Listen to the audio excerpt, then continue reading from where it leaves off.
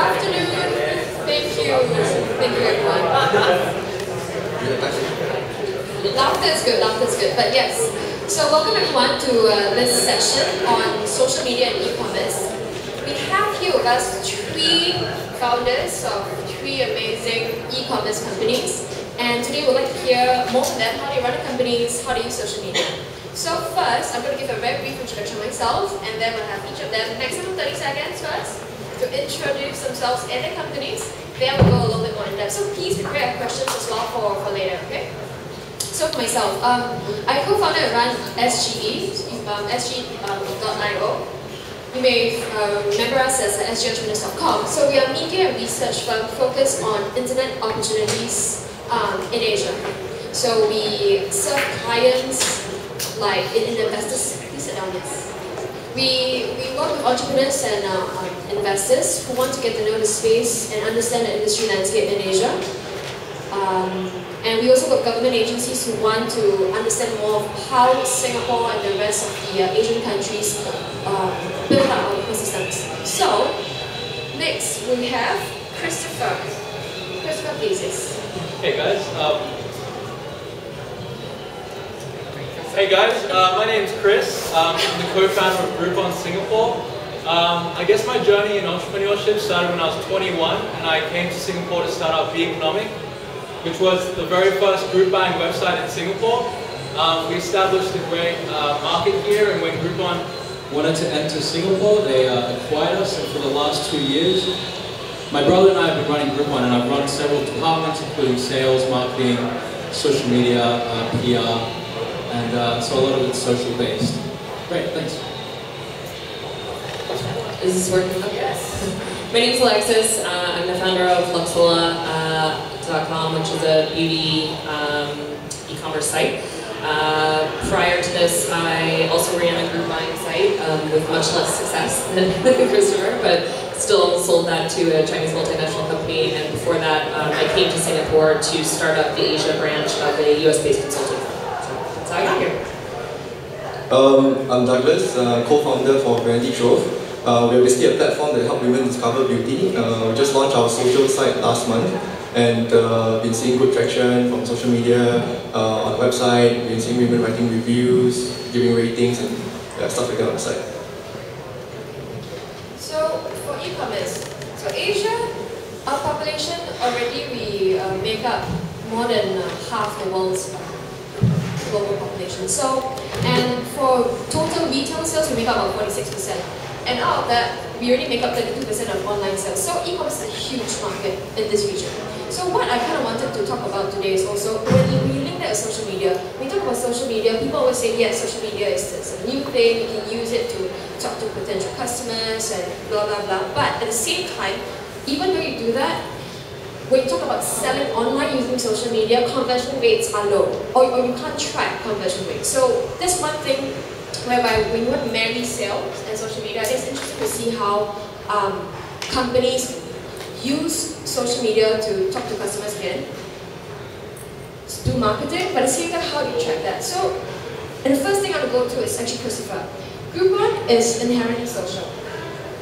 If for those of you who don't know Groupon, everyone knows Groupon, but at the beginning, when you want to buy a deal, you cannot just buy straight away. It's not a normal sale, right? You have to wait, say, for 100 people to buy the same deal, and then you can buy. So it has a social element from the very get-go. So I want to ask Christopher now is that, when you talk about that, when you think about that, before you started Economic, how do you look at a social media landscape and e-commerce? So why start Economic? Well, shopping has always been very interesting to me, and when you think about shopping, there's definitely certain human patterns in shopping. For one thing, everyone here in this room probably knows that peer recommendations will beat messaging from branding. Consumers are bombarded with messaging, whether it's through billboard signs, radio, TV, and they're kind of sick of it. They've done it for decades. It doesn't work. It doesn't penetrate the purchase-making decisions of consumers. When we looked at Singapore and my brother and I decided to start Be Economic here, we love this country. I mean, obviously it's recession-proof, but more millionaires per capita than any other country. Everyone's already online. Everyone's buying online. It seemed very convenient for us to start up here. With the social element of shopping, our generation is very much based on me now, and we're very demanding in that we want top service, we want the product tomorrow, not next week, we want a great returns policy, and that's where Groupon comes in, and that's why the shift has moved from retail to online shopping. In terms of the function of social media for Groupon, it's very much moved based in customer service, right? So a lot of our interaction with our customers was firstly based in social media through inquiries and complaints, a lot of complaints, a lot of trolls.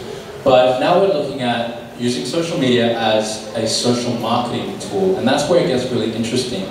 We're discussing with our partners, from everyone from mom and pop shops to multi-chain organizations about how they can optimize their Groupon experience, not just through the website and not just through the subscription email, but through social media. I'm sure I'll leave it there, but I'm sure I can expand on that later. Yeah, I think we approach things similar when it comes to social. We really utilize social as a tool to have a conversation with our customers. We also utilize it to attract people who might aspirationally be our customers. Luxola doesn't necessarily play in the same segment as Groupon, and so for a lot of our social followers, it's about aspiration or lifestyle as an entryway to the brand. I think we certainly use it in the same way in terms of customer service and helping to solve problems, whether they be real time through Twitter or Facebook and things like that. But we also use it really as a conversation piece and a way to put forth what we think is the brand image for Luxola. So here a common theme is customer service as well. Like when you mentioned trolls, Douglas there was kind of giggling. So it's the personal experience as well, right? Through vanity trolls in using social media and being exposed basically. Yeah, so like what Alexis has said, right? So basically we use it a lot to engage with our customers. It's very real time, it's very instant. And the consumers just like the real-time feedback, whether is it just hi, we're getting back to you in the next couple of hours or next few days, but at least they feel like someone is there listening to them. Yeah. Okay, so when you talk about social media now, what channels are you using? Twitter, Facebook, obviously? Yeah, the usual suspects, Twitter, Facebook, YouTube, Instagram. YouTube as well? Yeah. Can you elaborate more on that? Yeah, so for Vanity Trove, we've a lot to do with beauty products. We have a lot of tutorials on how to use the makeup, how to use the skincare properly, and when you use it usually. Yeah, so videos plays a very important part for beauty. There's an editorial aspect of educating the consumer, right? Yeah. Luxola, you have that as well, right, Alexis? Yeah, we have a dedicated YouTube channel called Luxola Video, which all of our different blogger partnerships as well as brand partnerships go up onto. Obviously, we use Twitter, Facebook, we have a blog, we use Tumblr, we use Instagram. There's pretty much nothing we won't try. Pinterest? So, Pinterest, we're actually quite large on Pinterest. So. Are you on Pinterest? We're very tiny, For Groupon, a lot of it's based still in Facebook, because when we studied the local market, although there's a lot of room for growth in some of the sub-platforms like Instagram, Pinterest, for us we're still mainly pushing Facebook, Twitter, in terms of our customer service and our customer forward deals posts. But it's also interesting, for us we use Instagram and YouTube for other purposes such as culture building within the company. We'll also do it for HR related promotions, so if we're looking to grow the social media team, we'll do an interview with the trainees and the interns there. So I think it's also internal, but it's interesting to see the room for growth of Instagram in Singapore. So that's where we're putting a lot of our concentrated efforts into. One thing that's interesting is that, social networks, they bloom sometimes, right? When Pinterest came out, it exploded after a while. So my question to you is this: if let's say 2 months later there's a new social network and it hasn't shown traction yet, or whether shown a bit of traction but not yet, so how do you decide internally whether to set up a new account? Because it's part of your bigger social media strategy, and you have to set up a new account on that social network. You have to dedicate resources to manage that. So I imagine that internally you have to decide where to spend the resources. So I'm interested to hear how each of you manage that. Anyone please start? Yeah, so for Vanity Trove, for example, so Chris is right. Other than Facebook, the rest of channels is very tiny for us, especially in the 5 countries that we operate in: Singapore, Malaysia, Thailand, Indonesia, and Taiwan. Facebook is still the #1 social media channel, So we made a mistake going into Pinterest by investing early and did a lot of stuff on Pinterest, but it didn't yield any results. But you said a lot of stuff meaning what? So we started posting a lot of pictures, started getting women to be more engaged on Pinterest, but then we realized that we're driving a lot more traffic to Pinterest than Pinterest is back to vanity trove. So yeah, so I think looking at a new channel, if let's say something new comes up, we really want to see how does it help us generate revenue through subscribers or through product purchases before we decide whether we want to invest a team of people. But precisely that is another point about conversion, right? You can't really track. How are you tracking conversions now? I use Mixpanel and Google Analytics to track, so I know the whole funnel. I know the whole funnel of where the visitor comes from, which channel, which source. I know the conversion rates. I know that the visitor member conversion, member to subscriber conversion, and then subscriber to gifter conversion, subscriber to product purchase conversion. So yeah, we have the science to track that. I mean, I think I agree. I think that you can't. The myth that you can't track conversion from social media is just that. It's a myth. I think it's actually, I think anybody can do it. It just takes some time and effort to set up those different funnels to understand where your customers are coming from. I guess I disagree a little bit in that we also engage on social media not purely as a revenue channel, right? So we understand that, especially for us, the aspiration of the brand needs to be relevant to attract potential future customers. And so in the same way that, say a high-end luxury brand, Gucci, uses its social media platform, not necessarily as a key revenue driver, but a brand builder. I think we do a mix of that. Revenue is certainly important to us, and we allocate our resources accordingly internally. But if a new channel were to come along that we felt was potentially useful for the brand, then we'd give it a go. I mean, I think you don't have to invest a ton of resources to test a new social media channel. If it doesn't work, just stop doing it. So I had a statistic that about only 2% of sales come from social media for any general e-commerce site. I don't know whether you would be willing to review numbers, but is that kind of right or no? 2%? About 10. Yeah, ours is higher. Yeah, higher. Okay, which means you're using social media really well and the rest are using social media really badly. So maybe it's just underreported. Maybe. So, but more on social media in the sense that I can tell that there are various ways that you're using it now. You mentioned the various channels, you talk about customer service, brand building. One aspect of brand building, I want to go a little bit to that, is that, there's this stats in advertising. You say that exposure to the brand about 7 times, then you kind of get hits. You remember it more after 7 times. So then maybe after that, then you may buy more products from that particular brand. So I'm interested on that little aspect of brand building with regards to sales. You say you can track conversions. Okay, I agree with that, because if you know how to set up your funneling properly, your tools properly, you can do that. But I'm interested in how, when you look at the ramp up to a potential customer, how do you, what's the time frame you kind of want to build up relationship with a new potential customer? You can start with So when you talk about customer, are you talking about our merchants or our consumers? End user. So I suppose a lot of the buzz about Groupon has been based on referrals. So people will be getting great discounts from our merchants, and they'll tell their friends, hey, check out this place. In terms of building up a rapport with our consumer, I think it's just repeating the same sort of basic steps and tips for creating engagement with the end user. It's don't talk about the brand, talk about them. Talk to their passion points, don't talk about your selling points.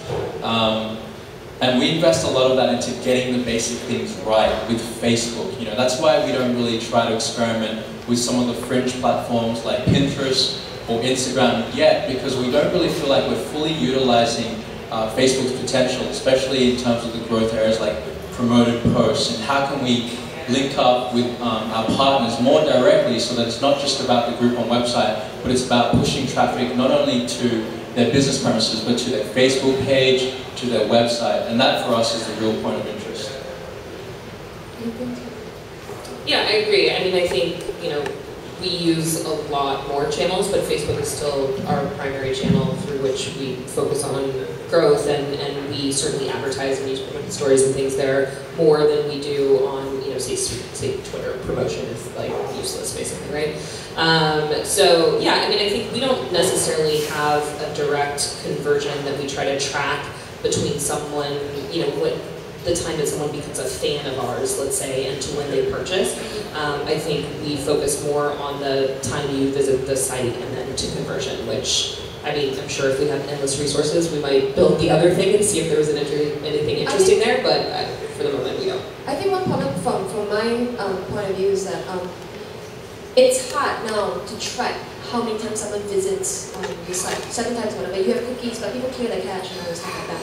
So I think that's, so my reason for saying that is that one reason why you are not tracking that, perhaps, there's a point of debate, is because there aren't tools available yet to really track properly. Would that be something you agree with? For the brand building component? No? No, I know. You can track, right? Yeah. Yeah, and we can track. You guys? Yeah, absolutely. I don't know. There's plenty of tools out there to help you track the number of times people visit your site, and when they come and when they stop, you can build it yourself internally. You can use Google Analytics, you can use Kissmetrics, you can use, any of the ones that you listed. I think there's plenty of tools. It's just whether or not you have people internally who can take the time to understand the complexity of them and build them in a way that's useful for your business. I think it's not that there aren't tools out there, it's more that the ease of use, or at least the time it takes to set those up correctly, is maybe a bit daunting for people. But I think there's plenty of tools. Through Groupon, I've had the privilege of having conversations with a lot of business owners, especially SMEs, and it's hard for a social media team to really justify, especially to management or upper management, the resources that are needed to be allocated to social media.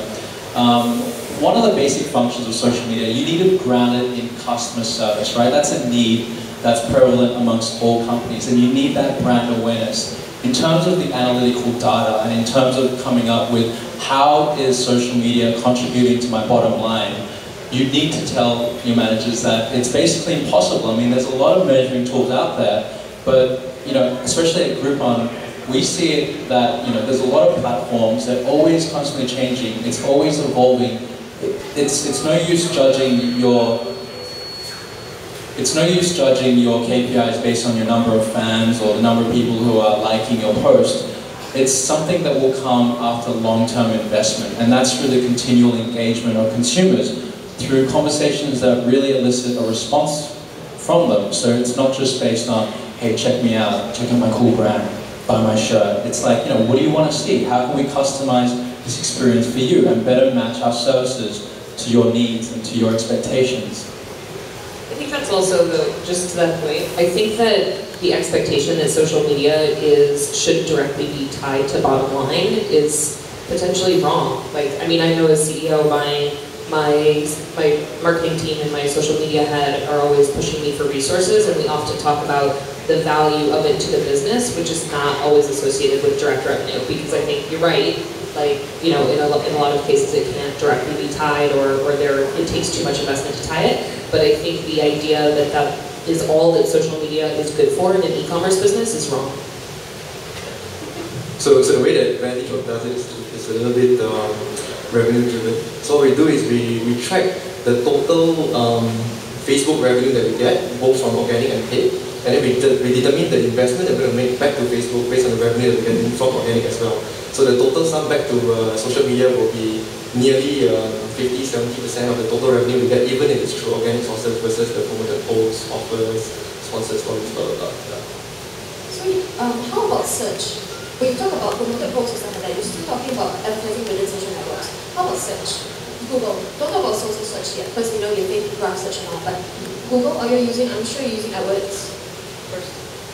And how is that when you compare the conversions? I think everybody would know that it's much higher through Google search than it is through... Very targeted. The thing is about search is also that people can search for other products, right? So do you find that your consumers, visit the site and Facebook elsewhere, and how do you compete basically on search? I'm sure we all have our own secret sauce for how we do that. We have an expansive AdWords program, as I'm sure both of these companies sitting next to me do.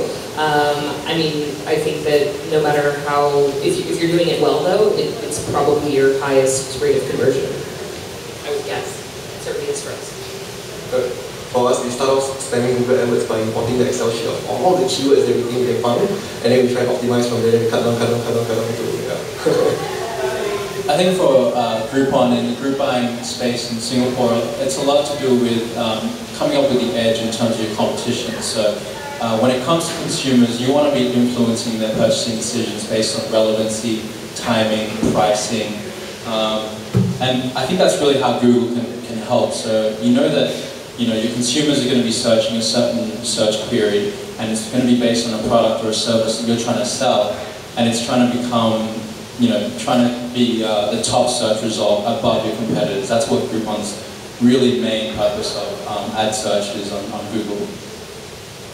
So one thing I think is interesting is also when we talk about using social media, just selling in general, it's going to be an offline thing because it's about connecting. People are receiving goods physically, right? So it's interesting that Groupon opened the first physical store. So you basically work online and then you went physical. So I'd like to hear a little bit more of like linking online, offline, social media. Chris? Yeah, sure. So last year, my brother and I did a lot of convincing to establish the first Groupon physical store in the world, and that was in Singapore, based in Suntec. And the main proviso behind that is that we realized that a lot of people were shopping online, and we wanted to make it even more convenient. Let's cut out a few more steps in that process. Let's be at the physical mall, right? So Suntec City Mall, it's one of the biggest malls in Singapore.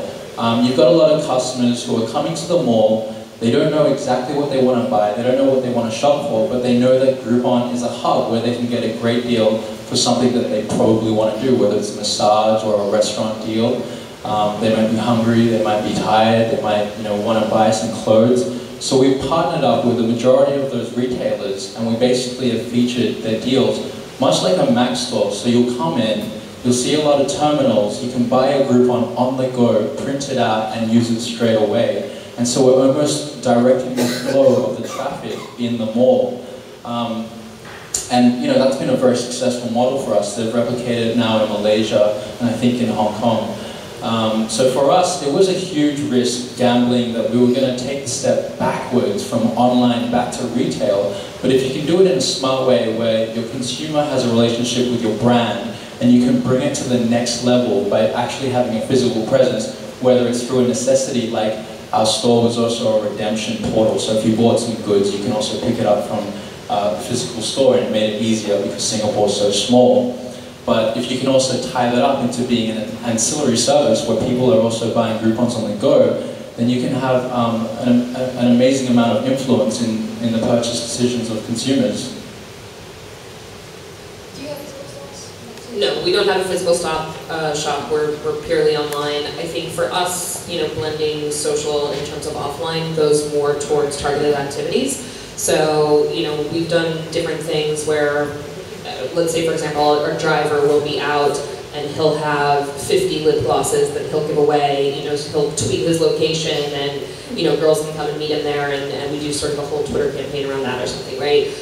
Or we've done, offline photo contests where, you take an image of yourself, or we had a big nail contest on Facebook, right? So you did your best nail art design, submitted that through Facebook, and then we chose a winner. We had a Face of Luxola competition. Similarly, you took pictures of your friends, voted who you wanted to be the Face of Luxola, and then we did a beauty campaign with them, right? So I think for us, we don't really have a physical store. I don't really foresee it, who knows? But for us, it's more about, sort of taking the Luxola experience that our customers have, trying to engage them offline, and then finding a way to blend that with social media. For us, the offline relationship we have right now is with only the beauty brands. So basically the beauty brands give us samples, and then after that they give us vouchers and free consultation, booking appointments, etc. So we give them about 10 to 15% back to their stores. So that's the current offline relationship we have. Similar to what Azula does, then from there then we ask the girls to take the pictures, and then after they submit it online, do the tagging both the brand and the vanity trove, and then yeah. And also on Groupon, you were telling me that Google you have people to hang out days, right? For Groupon. Oh right. For the community, yes. Right. So we've been trying to sort of tap into the local community. I mean, I know that we're a global brand, but what we really want to do is bring it down to localizing the Singaporean Groupon community. And the result of creating multi-channel opportunities for our consumers to connect with our brand gives them an opportunity to feel more in sync with Groupon Singapore. So one of the things that we did was we set up a Groupon Day Out, which is a chance for customers to come to one of our partners, and it might be a beauty salon and everyone can get a free massage. Or another example that we're currently having on the drawing boards is a Groupon treasure hunt.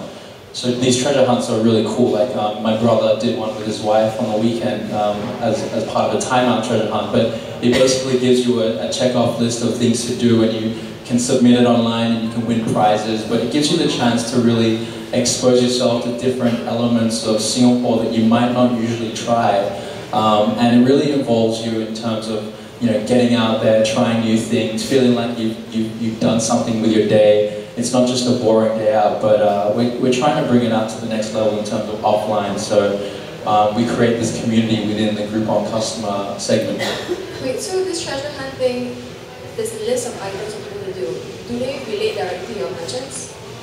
There's definitely an interconnected relationship with our merchants. So it might be, for example, you have to try the spiciest sambal prawns with one of our Malay food merchants, or it might be you have to spot something, and for example you have to describe one of these reading room artworks, and you have to come up with some answers. So it's going to be a sense of accomplishment by the end of it. You have to find and seek out the result. How long have you been doing this? Well, the Groupon treasure hunt idea is still in the works, but we've been coming up with test trial. Yeah, we've been coming up with some CRM programs. I mean, for us the priority is definitely bettering the relationship with Groupon. I don't want to do this, but if I asked everyone who's got a bad customer complaint about Groupon or a Groupon that they've used, I'm sure there's going to be a few hands out there. So we're trying to come up with a way that it's not just a one-off experience. It's a relationship that you have with the company. That's definitely something that we're doing with social, but we're also trying to turn it offline as well. So let's take a step back into the creation of each of your companies. So in the e-commerce space, you're dealing with merchants, you're dealing with consumers, so it's a two-sided market, right? So at the very, very beginning, how did you start? So this is slightly apart from social media itself, but just at the very beginning.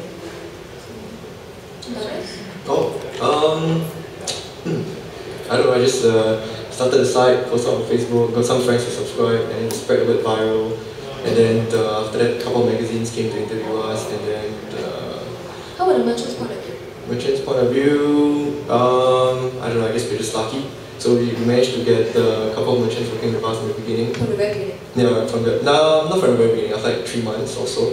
So in the very beginning, we got like really mid to cultish beauty brands.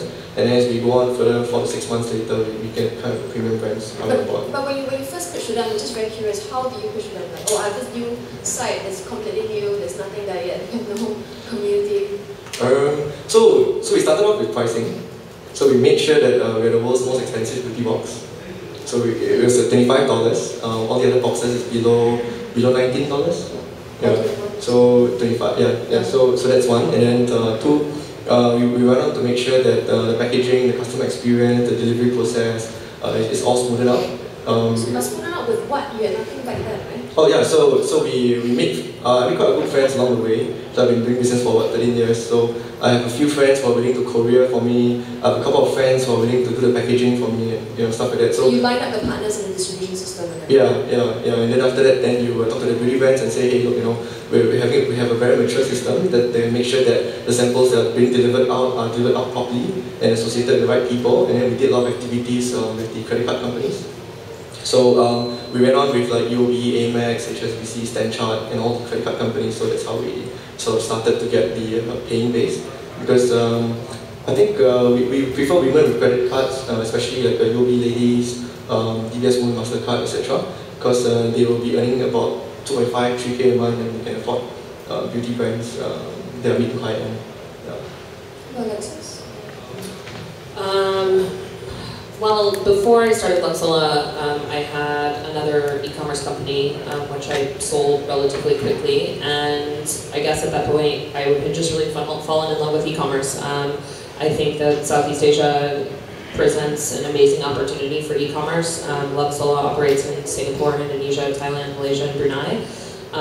And the space that we're in, certainly we sit next to other people like Douglas, but we don't do anything in the subscription space, so we don't really play there.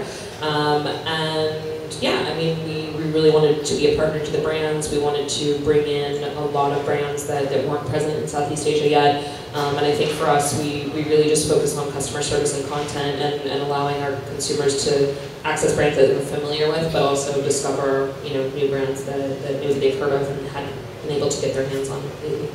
Or yeah. Because a lot of the global sites in the past didn't really ship to Asia, isn't it? Yeah, I think we ship to Asia, but with beauty, there's a lot of issues around customs and duties and taxation and legalization of product in every country. We try to be completely above board with all of that, so we register every product we carry in Singapore and every other country that we're in, which is a huge pain. But differentiation factor as well. Yeah, I mean it's great because we're legal, but customers don't often, frankly, care about that kind of stuff. The brands care a lot about it, which is why it's good for us. But yeah, I mean, I think for us it was a slow build. Just like Douglas, we had to get brands to come on board before they saw anything, before there was any platform. But we've been able to work our way up. Now we're the only platform that carries SK2 across all of Southeast Asia online, right? So I think it's a slow build in terms of getting brand relationships. It just takes time. So the journey of Groupon for us, for my brother and I, Carl and I, even before we made the front page of the Straits Times and we got acquired by Groupon, there was a lot of pain, frustration, persistence involved. We came to Singapore in 2010. We saw an opportunity, and like entrepreneurship, we saw a necessity for a group buying website. In the start, my brother and I, we shared a queen-size bed in a hostel in Little India. We ate chicken rice for breakfast, lunch, and dinner. Our office was a food court, and basically we built it from there. We had to sign merchants by basically going out in suits, sweating underneath the Singaporean sun, and trying to convince merchants to subscribe to the group buying model. It was a lot of hard work. Nowadays, our sales guys have it easy. They just go, Groupon, have you heard of it? But back then, it was 10 PowerPoint slides. It was 3 hours assuring managers that they should sign on. I had never worked in sales before. I got rejected from my first pitch, and I cried. I'm not afraid to say that. And it took me a couple of weeks to heal, but we had a vision, and we still have a vision for Groupon, and we want to keep that entrepreneurial spirit alive in Groupon. For any entrepreneurs out there, I think one great room for growth is the goods market and delivery of goods in Singapore. There is no Amazon here. So I'll leave that with you. But it's been long, it's been fun, it's been a great journey, and it was a huge risk, but fortune favors the bold. Just now I'm going to bring to a point that Douglas mentioned regarding women with credit cards. I thought that was very interesting. So for Vanity Trail and for Luxola, you target women. Groupon is both genders. So I'm interested for the two beauty e-commerce companies. So the thing is, when you sell, you always sell to your target market. But at the same time, the peripheral markets are also interesting. So I'm just interested, very specifically, do you target men as well to buy products for their girlfriends or wives? It's a very, very specific question. I'm just very interested. I do that a lot. You do that a lot? Yeah. Can you elaborate a bit? Valentine's Day, Christmas Day, Mother's Day, yeah, I do that a lot. As to buy the subscriptions for the female counterparts? Yeah, so we go on Facebook and then we run a sponsored post, promoted post, targeting men only. Targeting men only, yeah, to buy for women. Luxola, do you do that for?